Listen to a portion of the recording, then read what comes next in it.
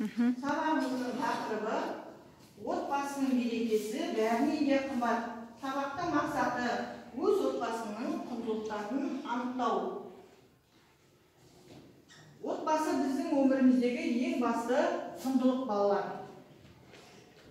Біздің басымызға қиындық туған кезде біздің кім тыңдайды, кім қорғайды, кім сабырға шақырады деп ойлайсыңдар балалар? Отбасы мүшелері, дұрыс айтасыңдар балалар. Отбасы мүшелері деген кімдер? Қалай ойлайсыңдар? Кім айтады?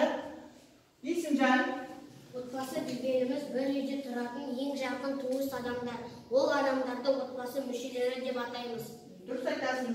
Отбасы жарайсың. Отбасы мүшелері бір-біріне туыс адамдарды айтады екенбіз. Солай ма балалар? Енді оқулығымыздағы 80-ші беттегі суретке қарайықшы. Суреттерге қарап, бұл отбасындағылар бақытты ма дейді. Онда бейнеленген жағдайларды талқыла дейді. Балалар, суреттерімізде қарайық суретке. Бірінші суретке қандай үйленіп отырсыңдар? Кім айтады? Айбиді. Анасы мен әкесі сөзге келді. Ол балаға кері әсерін тигізді. Баласы көңілсіз отыр. Бұл жерде бала бақытсыз. Тағы кім айтады? Тағы басқа? Сафия. Суретте әкесі мен анасы көңілсіз отыр. Ол балаға әсер етеді. Бұл әсер етеді деп ойлайсың, иә? Жақсы. Екінші суретте қандай бейнені көріп тұрсыңдар? Кім айтады? Қараңдаршы. Екінші. Аяна. Қандай? Баланы әкесі жазалады. Яғни бұл отбасыда тыныштық, татулық болмай тұр. Тағы кім айтады? Тани. Қандай? Баласы сабақ оқымаған. Әкесі оған айқайлап жатыр. Оған бала ренжіп қалды. Ренжіп қалды, иә? Көңілсіз отыр, сол себепті. Жақсы, отыра ғой. Енді үшінші суретке назар аударайықшы. Кім айтады үшінші суретке? Али. Әкесі де, анасы да баламен іші жоқ. Яғни бұл суреттерден отбасылық ренішті көріп отырмыз. Жарайсың. Тағы кім айтады? Есімжан. Бұл суретте анасы мен әкесі ұрсып жатыр. Анасы мен әкесінің ұрсып жатқаны балаға қатты әсерін тигізген. Сондықтан бала екі құлағын қолымен жауып алған. Жақсы, отыра ғой. Балалар, бұл суреттерде қандай отбасыны көріп тұрсыңдар? Көңілсіз отбасыны көріп тұрсыңдар ма? Яғни онда бұл суреттерді біз алып тастап, мына суреттерге назар аударайықшы. Қандай отбасын байқап тұрсыңдар? Бақытты, тату отбасын байқап тұрсыңдар, иә? Отбасы мүшелері балалар бір-біріне қамқор, бауыр-мал болады. Дұрыс айтасың, Алихан. Иә, көмектеседі, иә? Отбасының жылуы әрбір отбасының мүшелерінен тұралады, үлесінен. Балалар немерелерін шексіз жақсы көретін, ертегі айтып беретін, олардың жетістіктеріне балаша қуанатын қария, ол біздің әжеміз. Отбасының тірегі, қамқоршысы, асыраушысы, асқақтау, ол біздің әкеміз. Отбасының жылуы, мейір шапағаты, ол біздің анамыз. Бір-біріне қамқор болатын бауырларымыз бар. Ол осындай жақын адамдардан тұратын адамдарды отбасы мүшелері дейміз. Балалар, отбасында сендердің ата, әже, ата-аналарың бар ма, солай ма? Егер ендеше балалар, біз атамыз, әжеміз, ата-анамыз туралы тақпақтар білеміз бе? Қане, кім айтады? Кім біледі? Тағы да басқаларымыз білмейді ме балалар? Аяна. Әжем менің әр әжем, ешкімде жоқ әр әжем. Ертегі айтып береді, маған да сол керегі. Әжемді жақсы көремін, өлең айтып беремін. Үлкен болып өскенде бәрін алып беремін. Жарайсың. Тағы кім айтады? Есімжан. Атам менің аманда, әдетті жан бол деген асыл сөзі жасы үлкенге жол беріп, алдын орап кісінің кесіп өтпей қолденер, ізеті мен кішінің сәлемдесіп қол берем. Әке туралы кім біледі? Алихан. Ақша білек састағы балалары, қан тамырмен жалғасқан аралары, ана тамыр бойымен бәріне де тіршілік жолы таралады. Жарайсың. Отбасы табиғат сыйлаған кереметтердің бірі. Жеке адамның бойындағы ақыл ойын, адамгершілігін тәрбиелеуде отбасы алғашқы қадам балалар. Отбасы дегеніміз балалар. Отбасында адам бойындағы жақсы қасиеттер қалыптасады. Отанға деген ыстық сезім, жақындарына, туған-туысқандарына деген сүйіспеншіліктен басталады. Сол себепті біз отбасымызды отанның бір кішкентай бөлшегі ретінде қарастырамыз. Құндылық деген құнды, маңызды деген сөздерден шыққан. Отбасылық құндылық отбасында қалыптасқан асыл қасиеттер. Отбасылық құндылықтарға сыйластық, өзара түсіністік, қолдау, құрмет, татулық жатады балалар. Қазақ халқы отбасы тәрбиесіне үлкен мән берген балалар. Ұлдың тәрбиесінен, қыздың тәрбиесіне жеке қарастырған. Әкесіне қарап, ұл өскен, шешесіне қарап, қыз өскен. Отбасында және қазақ халқында балалар кішілер үлкендерге сен деп айтпаған. Үлкендердің айтқандарын тыңдап, жұмсағанына барып, көмектесіп, қолдау білдіріп отырған. Сол сыйластықтың түрі. Балалар, әрбір отбасында түрлі жағдайлар, келеңсіздіктер, жайсыз оқиғалар орын алып тұрады. Мұндай кезде бір-бірін түсініп, балалар қолдау білдіру қажет. Енді балалар, оқулығымызда мынадай тапсырма бар. Бақытты өмір сүруге қажеттіліктерді өз түсінігіне сай, мәнділігіне сай нөмірле дейді балалар.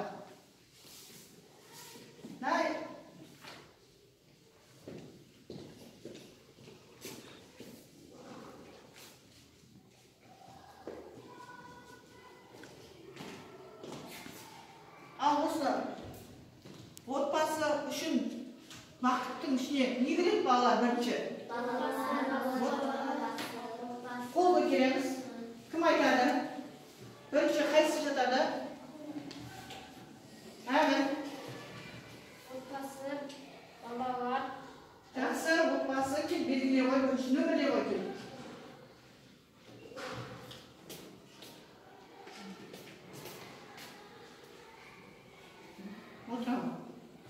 Екінші. Қани? Балалар жатады, е? Жақсы, келе ғой.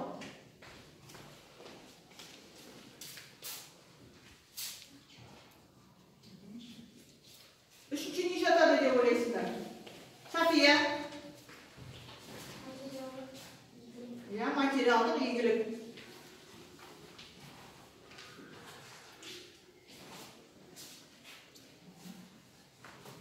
Төртінші не жатады? Айгегі? Демалыс.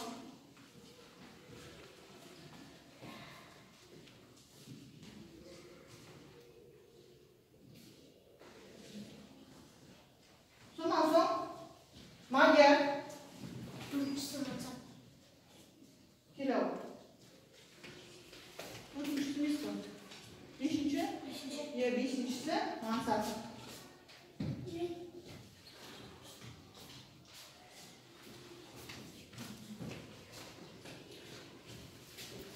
Өмір сүруге қажеттіліктерді сәйкес келетін нөмірлер. Балалар, енді балалар, дәптерімізді ашып, бүгінгі күннің жатын жазайық. Қақырын жазайық. Әлемізді көркеге жүрген балалар.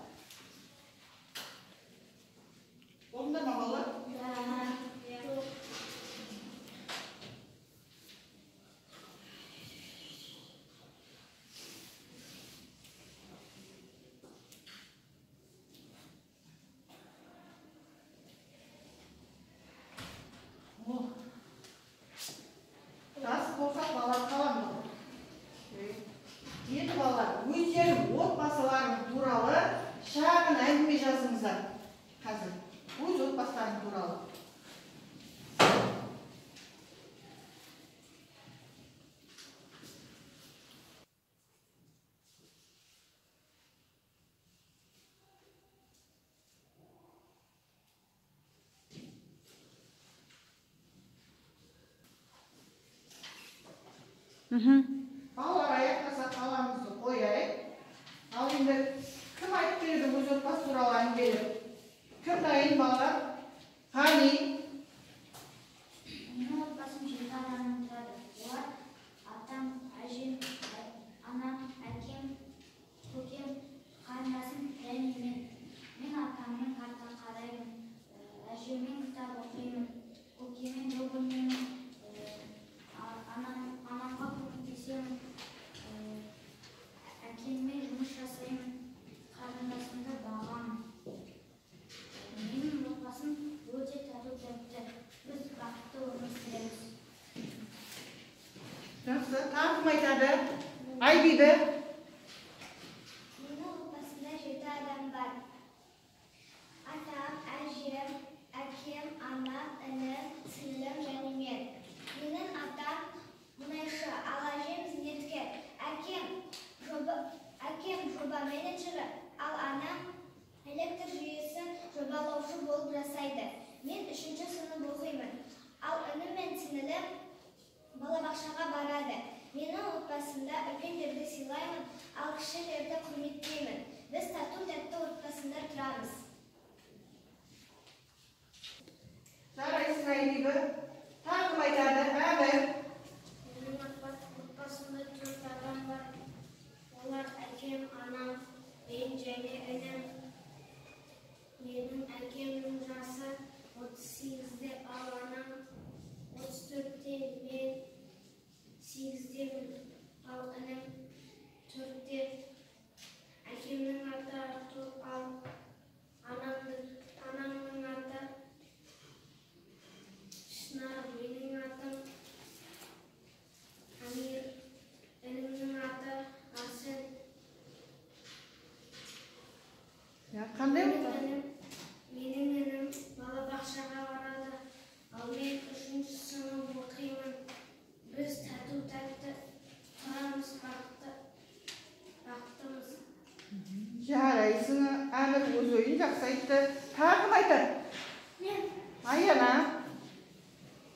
Менің отбасымда 7 адам бар. Әкем, анам, 2 апам, сіңілім, інім және мен. Мен анама үй шаруасына көмектесемін. Інімді және сіңілімді бағамын. Апаларыма көмектесемін. Үлкендерді сыйлаймын. Кішілерді құрметтеймін. Біз бақытты отбасымыз. Жақсы, жарайсың Айбибі. Татыр. Біздің отбасымызда 4 адам бар. Мен, анам, әжем, апам. Мен әжеммен бірге сабақ оқимын, анамға көмектесемін, ал апамен ойнаймын.